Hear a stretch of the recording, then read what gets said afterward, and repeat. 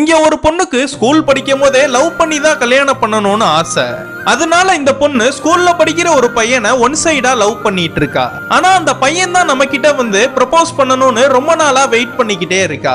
ஒரு நாள் இந்த பொண்ணு ஸ்கூல் ஆனுவல் டேல சூப்பரா ட்ரெஸ்னா பண்ணிட்டு நின்னுட்டு இருக்கும் போது அந்த பையன் இந்த பொண்ணை பாக்குறதுக்காக வரான். இந்த பொண்ணு கிட்ட எதையோ ஒன்னு சொல்ல வரான். என்னன்னு பார்த்தா உன் கையில வச்சிருக்கிற எக் பப்ஸ் கொஞ்சோண்டு தரியான்னு கேக்குறான். அதுக்கப்புறம் இந்த பொண்ணு காலேஜுக்கு போயிருக்கும் போது கல்ச்சரல்ல ஒரு பையன் நல்லா பாடுறான். அந்த பையனை பார்த்ததும் இந்த பொண்ணுக்கு ரொம்ப பிடிச்சு போயிருது.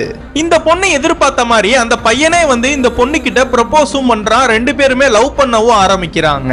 ஒரு நாள் இந்த பொண்ணு அவங்க அம்மாவும் மாலுக்கு போயிட்டு வெளியில வரப்ப இந்த பொண்ணோட பாய் ஃப்ரெண்டு காரு வெளியில நிக்குது. அங்க போய் பக்கத்துல பார்த்தா இவன் வேற ஒரு பொண்ணு கூட ரொமான்ஸ் பண்ணிட்டு இருக்கான். இதனால இந்த பொண்ணு ரொம்ப கோவமாகி அவனை பிரேக்கப் பண்ணிட்டு ரொம்ப நாளா வெளியில வராம வீட்டுக்குள்ளேயே தான் இருக்கா. கொஞ்ச நாள் கழிச்சு வேலைக்கு போற இடத்துல வேற ஒரு பையனை பார்த்து அவனை லவ் பண்ண ஆரம்பிக்கிறா. அவன் இந்த பொண்ணு கூட ஒன்னா இருந்துட்டு நீங்க என்ன ஜாதின்னு கேக்குறான். இவ வேற ஜாதியா இருந்தனால நமக்கு செட் ஆகாதுன்னு சொல்லிடுறான். அதனால இந்த பொண்ணு கடைசியா வீட்டுல பாக்குற மாப்பிள்ளையவே கல்யாணம் பண்ணிடுறா.